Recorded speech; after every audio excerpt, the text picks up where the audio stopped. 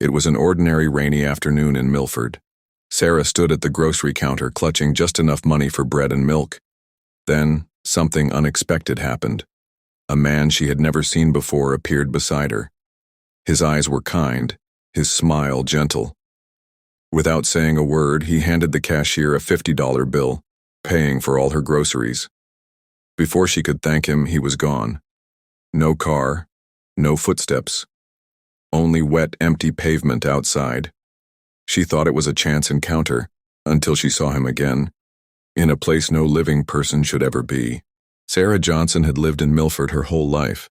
It was the kind of place where everyone knew everyone and strangers stood out. That Tuesday had been hard.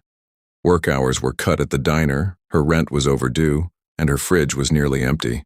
She had walked to the small grocery store on Main Street hoping to make her last $12 stretch. The store smelled faintly of coffee and freshly baked bread. Outside, rain made the sidewalks shine like black glass. Sarah moved slowly through the aisles, adding only what she absolutely needed. At the checkout, she felt the weight of embarrassment as the cashier scanned her small pile.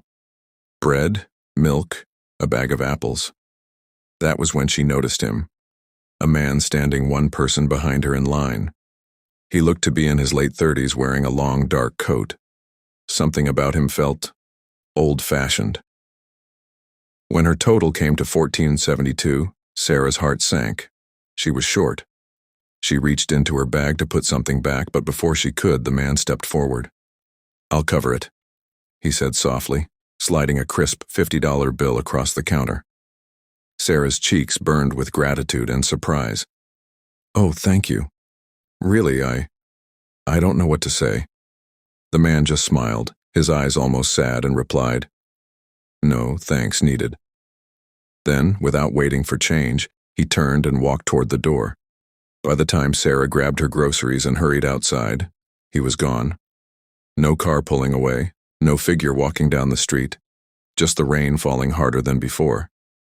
She stood there for a long moment, clutching her bag, wondering who he was, and why it felt like she had just met someone she was meant to remember forever. The following days felt heavier for Sarah.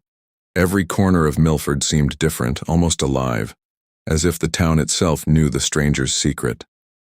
She could not shake the image of the photograph he had given her, the woman dressed in old-fashioned clothes, a mirror of her own face.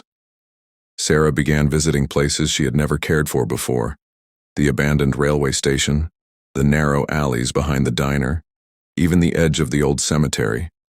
Each time, she felt the same pull, as if invisible threads guided her steps. The white feather always appeared, on her desk, in her purse, sometimes tucked inside her coat pocket without explanation. One evening, drawn by a sudden chill, she returned to the railway station. The wind carried a soft whistle, the sound of a train that should not have been there. And there he was, the stranger, his dark coat now glinting under the dim street lamp. His eyes held the same sorrow, but there was urgency this time. "You have questions," he said, his voice low, almost a whisper that blended with the wind. "And answers, but they are dangerous." Sarah nodded, unable to speak. Her hands trembled as he handed her another photograph, this one older, faded, showing a family she did not recognize. "These are pieces of what has been forgotten," he explained. "You are part of it now. You must understand before it is too late." Before she could ask more, a loud screech of metal echoed through the station. The stranger's figure blurred, and when she blinked, he was gone. The photograph fell to the wet ground, soaked by the rain. Shivering, Sarah picked it up and noticed something strange.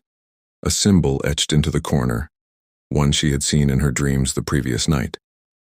The symbol pulsed faintly, almost alive, and she felt a connection deep inside, a memory not her own.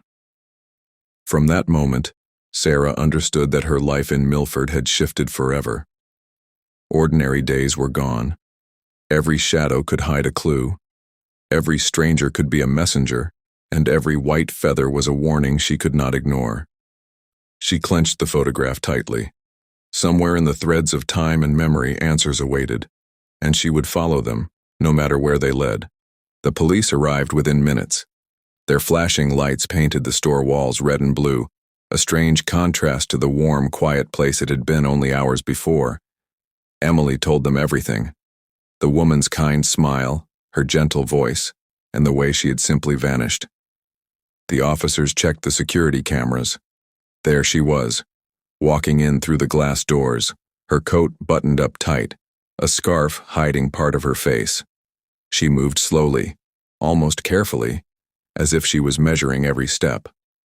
They watched her pay for the groceries, exchange a few words with Emily, and then nothing.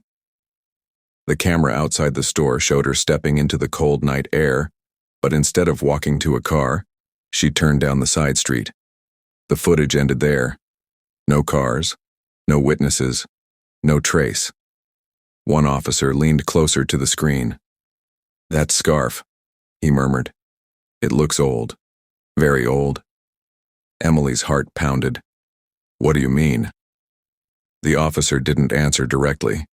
He just kept staring at the frozen image of the woman. Finally, he said, "I've seen someone like this before. In an old case file." Emily felt her skin crawl. Old case file? How could that be? The officer promised to investigate further, but Emily couldn't shake the uneasy feeling in her chest. She went home that night with her groceries still bagged, untouched. She barely slept. Every time she closed her eyes, she saw the woman's face and that strange, almost knowing look in her eyes, as if she wanted Emily to understand something. But what? The next morning, Emily woke up to the sound of her phone ringing. It was Officer Daniels, the same man who had studied the footage last night. "I found something." His voice was low, serious. "You need to come to the station." Emily's stomach knotted. She quickly dressed and drove through the frosty streets, her mind racing with possibilities. When she arrived, Daniels was already waiting in the small conference room. A thin manila folder lay on the table. He slid it toward her. "Open it." Inside were black and white photographs clearly taken decades ago. The first one showed a young woman standing in front of a brick house. She wore a winter coat and the same patterned scarf. Emily's breath caught. "That's her." Daniels nodded. Her name was Margaret Holloway. She went missing in 1972. No trace, no clues. The case went cold. Emily stared at the image, disbelief flooding her. "But that's impossible. She was in the store yesterday. She looked exactly like this." Daniels leaned forward. "I don't think she's exactly like us." Emily felt the room spin. "What are you saying?" He hesitated, then pulled out another photo. This one was taken 10 years after the first in 1982, and it was the same woman. Same scarf, same face, no signs of aging. Emily's voice trembled. "That's not possible." Daniel's eyes met hers. "We've had sightings of her every decade, always wearing that scarf, always vanishing before we can speak to her. And everyone who meets her says she warns them about something." Emily remembered the woman's words from the store. "You will understand soon." A chill ran down her spine. Daniels tapped the folder. "She chose to talk to you, Emily. That means you're part of whatever this is now." Emily swallowed hard. "And what if I don't want to be?" Daniels gave a grim smile. "Too late for that." The next morning, Laura could not shake the feeling that the stranger's visit had not been random. She called the police to follow up, but the officer's voice on the other end carried an unsettling tone. "Ma'am, we checked the description you gave us. The man you're talking about, Mark Ellis, died in a car accident 3 years ago." Laura's heart stopped. "That's impossible. I spoke to him. He touched my hand. He was real." The officer hesitated. "We have security camera footage from the store. It shows you at the register. But Laura, there's no one standing with you, no one paying for your groceries. It's just you." Her mind reeled. Had she imagined everything? No, She could still feel the warmth of his hand, still remember the sound of his voice, still see the kindness in his eyes.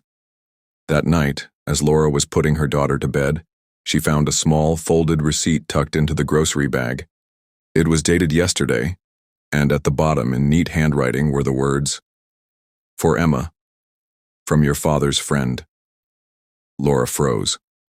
Her husband, Emma's father, had died 5 years ago. She had never mentioned him to the stranger. How could he have known? She held the paper in her trembling hands. The ink was fresh. From that day forward, Laura never saw the man again. But every year, on the anniversary of her husband's death, an anonymous donation arrived at the local food bank in Emma's name. Laura stopped trying to explain it. Some encounters were not meant to be solved. They were meant to be felt. And in the quiet moments when the world was still, she sometimes imagined she could hear his voice again. Not a ghost, not a dream, but something in between. Someone who stepped out of the unknown just long enough to remind her that kindness never really disappears.